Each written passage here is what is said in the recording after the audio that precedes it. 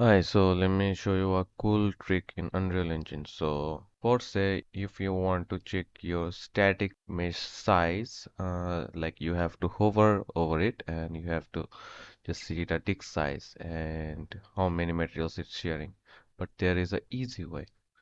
So you just have to go to settings. Now just choose the columns. You see?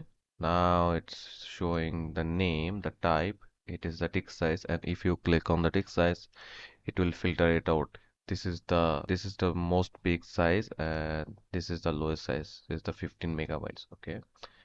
And there is another cool thing. Yeah, there's this material.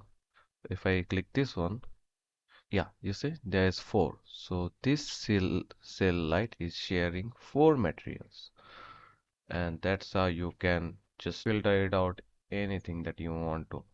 There's a nanite thing that you can check if nanite is enabled or not in any static meshes.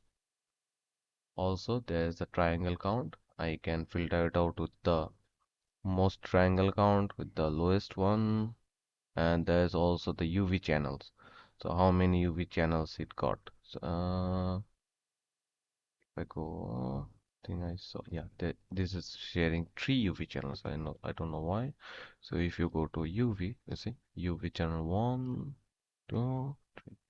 Uh, with this, you can do so many things. This is a pretty useful data.